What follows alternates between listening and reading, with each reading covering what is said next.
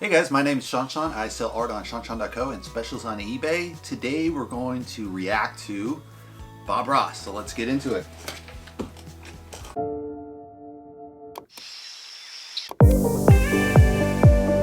So I think in the original Bob Ross back in the 70s, I don't think they had this they're kind of adding like some kind of time lapse in there. I don't think that was in the original, but I could be wrong. Let's see.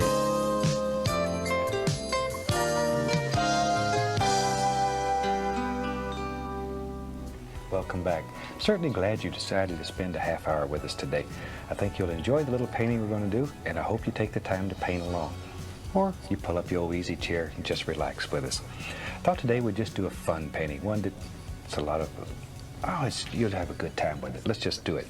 Let's start out and have them run all the colors across the screen that you need to paint along with me, and they'll come across as usual. So this is really kind of old school, obviously, the 70s. It's a TV show, so the format's not YouTube. It's going to be that crunch screen, but it was all recorded on TV, so that quality is going to be grainy. And he has a nice kind of glass palette that's like the old wood palette, but it's glass, or probably plastic, I think. And they run through all the colors, which is good, so you get a good feel of what he's going to paint. And he has this really nice, soft, really comforting voice, which kind of feels like he's dreamy. The other really funny note to note about Bob Ross is the afro he has, it's fake. So he actually permed his hair every day to look like this afro looking. If you see his son later, I'll review his son as well. But yeah, he doesn't have that afro. He has like a normal curly white hair, and he just, you know, it's the 70s, so afros were in, so that's why he's painting that way. The same order as I have them on the palette. While they're doing that, shoot, let's go on up here and get started. We have so I can just tip in the painting. Here, we'll just drop it in. There. Now then, very lightly, just gently go across and bring it all together. Okay, now then we can wash our brush. And we wash our brushes with good old odorless thinner. I never use And that's the fun part, is he always kind of splashed with thinner, and he just like, blah, blah, blah, blah. Every time he's cleaning his brush, it's probably thinner all over the back of that set. So it's pretty funny. But yeah, that's one of his, quintessential turpentine when I'm washing brushes. It leaves sound effects he uses, brushes, which is very difficult to get out. Plus, it smells bad. Oh, so let's go on a little bit. You don't care what's happening on the inside right now. We will later, but right now we're just looking for a nice outside edge. As I say, use a lot of pressure here. Push that paint right into the fabric. Now, scrape off all the excess paint. Just get in there. The interesting point too is most painting tutorials nowadays, they don't have the sound background. I mean, some people do. I just fully scrub mine out except for a little bit here and there, and I add music on top. So it's kind of old school, like they have this, visceral sound of the painting, like scraping the painting, whacking the brush. So that's kind of quintessential to this show. Really scrape it off. You're not going to hurt the canvas. There we go. With a large brush, we'll just pull that, and then it'll mix with the liquid white that's on the canvas, and automatically it'll get lighter and lighter down toward the base. Just softer and softer. There we go. And that son of a gun should look like it's just sort of floating right up here in the sky. And that gives you a nice base. So as my art professor once told me, the painting's kind of kitschy, kind of tacky, but the techniques he uses are really solid. You can use to make the clouds this way, the mountains this way. I would just spend more time, basically. He's kind of rushing through it. He literally knocks these out in like 30 minutes. He's just going to crank out this painting, which at the time seemed like mind-blowing. Nowadays, people paint even faster. I know Jose Trujillo, for example, he can knock one out in 15 minutes.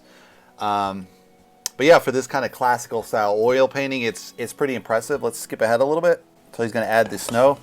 In your world, you can create any illusion that you want. I think that's what attracted me to painting so much. I could create any kind of world that I want. Nothing hurts here, no pain. Nobody's unhappy. It's a pleasant place. So this is one of the key things that really makes the video fun. He's kind of like this really spacey, dreamy talk, like, oh, it's all happy trees and happy mountains, and you can be whatever you want painting. It's completely the opposite of the normal angst that painters go through of like, oh, the middle's horrible. What am I doing? What do I do? I'm struggling, you know, and he just like, dude, chill, man. It's so 70s. Like, you can just imagine smoking some doobies before he started. Everything's nice here. So let's go a little bit further. Back and forth. Back and forth. And we got a little tree. Maybe So he's building that nice layers from the sky, the mountains, and then that background. So that's a really smart way to work There he is. in any kind of landscape, is just build those layers up and forth. I name all these little trees and talk to them, but that's okay. That's okay. Artists are supposed to be a little different. There, so we can get away with things like that. Maybe out here there's a little baby tree. Maybe they ran him off, made him go live out here by himself. All kinds of things. I'll get another fan brush. I have several of them going so I don't have to continually clean them. We'll take a little of that same color we made the tree out of and go into some CAD. So yeah, he's kind of letting one of the secrets of his technique is he's using multiple brushes. So he has a 2-inch brush. You might have 3 or 4 of those at once. So one for the color, one for a different color, one for a dry brush. Same with these fan brushes. He's got 2 or 3. He's got one on the blue, one on the green, one on the highlights. So it just makes the TV faster. So he's just laying those on the side. And because it's oil, he doesn't worry about the paint drying on the brush. In acrylic, you couldn't do this with just multiple brushes. All that paint would dry on the brush. Or you'd have it in the water and you'd be ruining the bristles. So you'd constantly have to clean the brush. But you could obviously edit that down. But he's filming this all one shot with no editing, basically. So that makes sense back in the day how you would shoot it live on TV. Yellow. And that'll turn a beautiful green color because So there's blue in there. I'm going to skip ahead. Okay. Now then, I'm going to take my knife, a little bit of dark sienna, a little white into it, and get a very small roll of paint on the knife. Okay, now then, let's go up here. Just put the indication here and there of a few little trunks in these trees. Give them some nice trunks so they can stand up strong and tall. There we go. And we can go back to our fan brush. It has the green on it. There. And I just want to put the indication of a few little highlights on these trees. Don't kill all the dark, though. That dark contrast.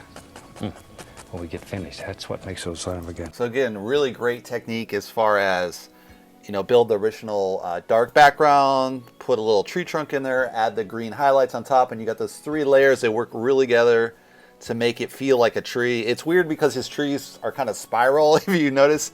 So they're kind of trippy. He's doing them really fast, so it's just kind of a trippy look. But it does kind of look at trees if you just look at it at a quick glance. But yeah, if you kind of look at it, you're like, man, these trees are tripping, man. But again, great technique is, you know, dark, trunks, light, highlights. Let's go on to another painting here. So this one's a different style. It's actually a campfire, so let's check this out. Welcome back. Glad to see you today.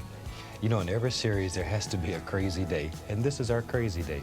So we thought we'd do a painting that's really far out and that maybe it'll excite the imagination. We're going to have a little campfire down here and all the big trees around, and we'll just sort of see what happens. And I've taken a black canvas that was painted with a flat black acrylic that was allowed to dry, and then covered the entire canvas with alizarin crimson. So let's go. Let's start out with cad yellow on the one. So this one's very different than his normal. What he was really known for is just the landscape. So this is kind of like a detail shot, campfire.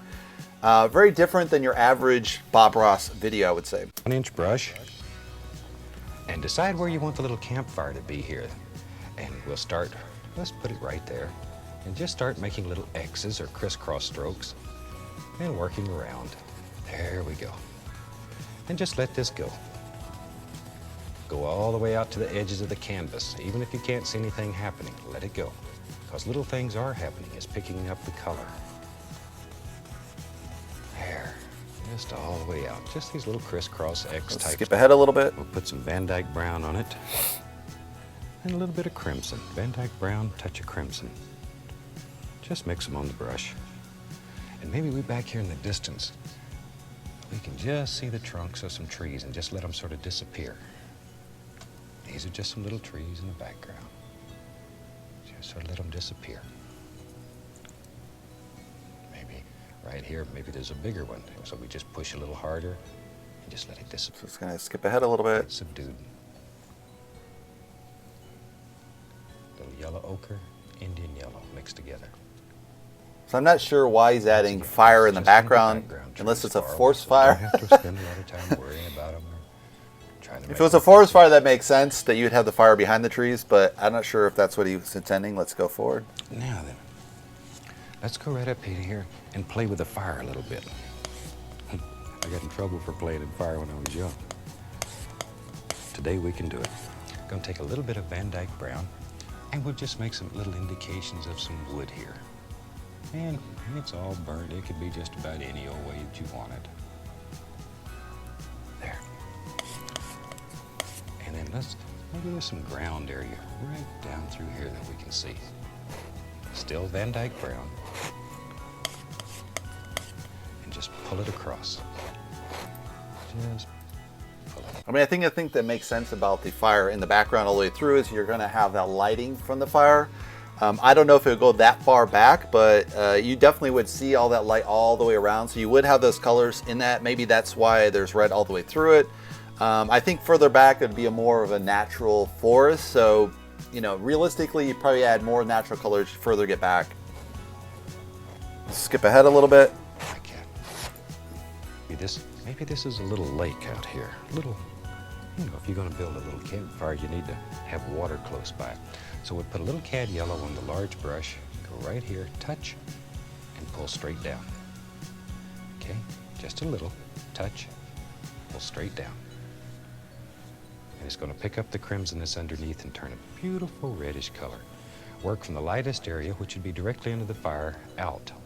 That way, automatically, as you go away from the fire, it gets darker and darker. And very gently come across. Just very gently.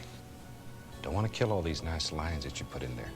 Just make them just... So again, really nice fire technique with the water. You know, this is just knock it out of the park. I think he is doing it really fast, so you probably could do it better if you work your time. But yeah, that technique for working in oil is really fabulous. That line drop, you work from, you know, he has this underlying colors being picked up by the oil paint. With acrylic, you'd probably have to do that really dark and then kind of work your way with the warm colors on top. And you'd have to work back and forth between the darks and the reds and that yellow. But again, really great technique. And then he's forming that nice barrier around the lake. So you probably want to add the dark highlights, the light, and that'll make that separate from the grass. Look like water. Let's skip ahead a little bit. Clean up that reflection there a little bit. I'm going to take a tiny bit of the yellow and put a little bit of reflection into this little projection right here. Pull it straight down. Just come across. Like so. Okay. But you see how quiet that makes that look. It's very, very quiet. Let's go right up in here and maybe there's a great big tree right here. Right here. So I'll skip ahead a little bit. Right there. So he's adding that foreground on top. Coming around. Just a little right there.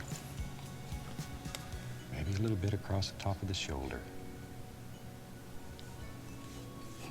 You know, I got to tell a little story here. We have a lot of requests that have came in wanting portraits.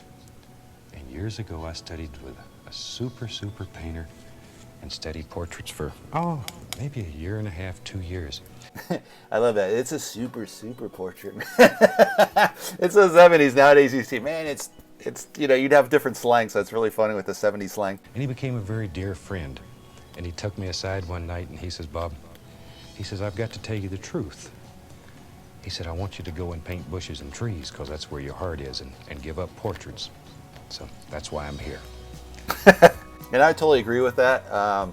You're going to have kind of a natural affinity for some type of painting, landscape, portrait, abstract. You know, just go with what your heart follows. It's really silly to try to do things that your you have to fight against. It's good to kind of study those techniques, like learn your basic portrait, learn your basic dog, cat portrait. But if you don't really like it, don't keep painting it. Just paint what you love. It's going to come across in the painting, so that's awesome advice. There's one more video I want to show you, which is when he kind of tries to hand this off to his son. So yeah, his son has kind of the natural haircut. It's very 70s with the long hair with kind of the mullet look. And so he doesn't really come across as that marketable as his dad. Then we start with the son. So you want to go ahead and do that. And while you're doing that, they're going to run all your colors across the screen for you, right down at the bottom of the screen. And let's see, I think I'll paint something with a big waterfall in it today. Mountains and clouds and maybe a big waterfall. So the interesting thing is he's kind of using the same words as his dad. Like, here's the words across the screen, what I'm gonna paint. But the enthusiasm isn't there. It's kind of like lack of enthusiasm. Like, man, you got to film with like, hey, dude, this is awesome. The more, if you've studied YouTube, you can actually study yourself. But on TV, they didn't have that back in the day. None of it was recorded, so they really didn't see how they came across on screen as much. And probably, they're using real tape to project. So if they did tape it, like this is from tape, they probably didn't study it as much. So their technique doesn't really come across great, and that's one of the the lack of enthusiasm really comes across. start off with your 2-inch brush, and we'll go into just a little bit of phthalo blue, very light, real free and simple.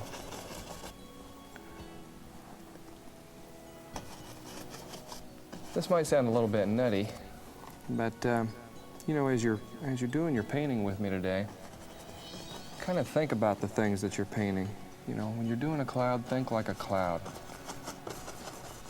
Real light, fluffy. Man, I think that idea comes across really well. If you're in a cloud, think of it's airy, it's the mist, the characteristics. Don't just paint what you see, but actually think about how it actually forms, and then you get a better idea of how to paint the cloud.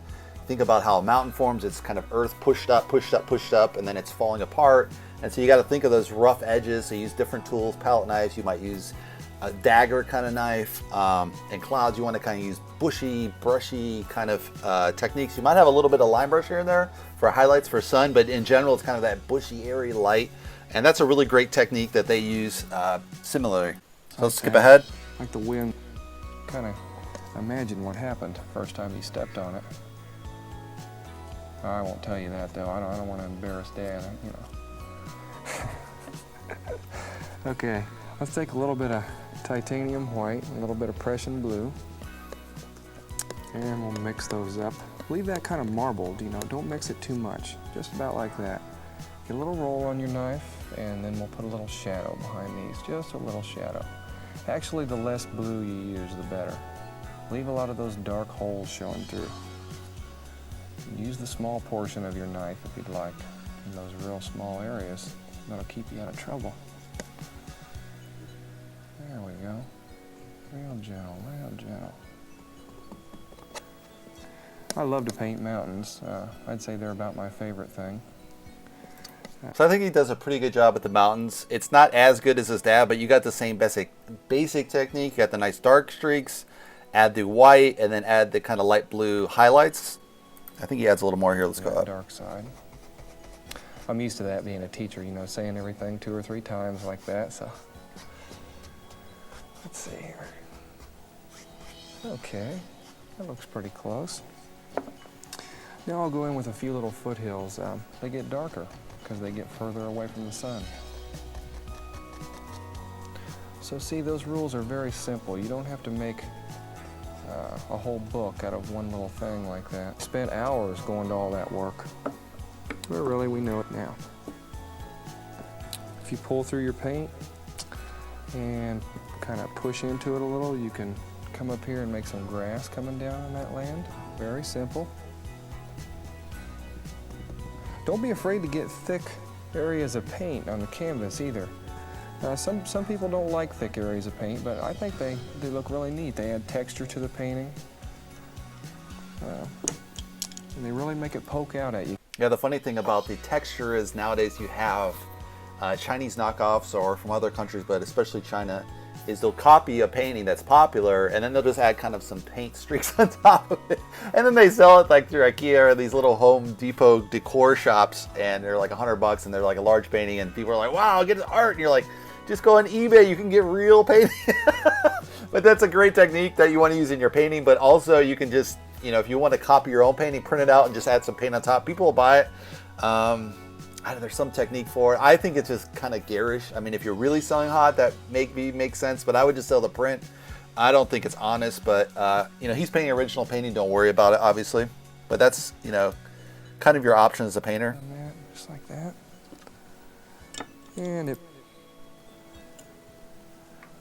Okay, you want to wipe your fan brush out before you do this.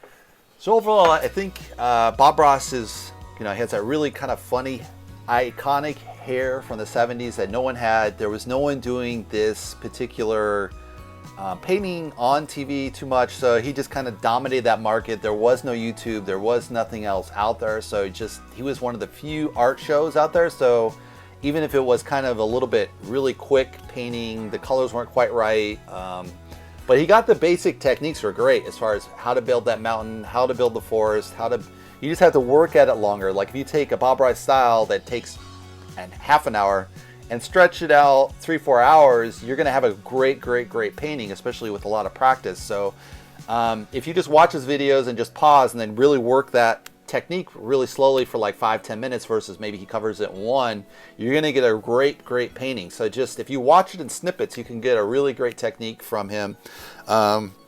His son obviously became an art teacher as well, but you know, off the screen he just doesn't have the personality Bob Ross has. I mean, the hairstyle looks like he's going to join Metallica or something. And yeah, he needs kind of his own style, and he's kind of working in the shadows of his father, so to say. So you got to really break free and make your own personality. You can always collab with someone, but you always want to be yourself. I use like a hat to kind of show that's my brand mark, so to say. Sometimes my glasses, I have these really cool art glasses.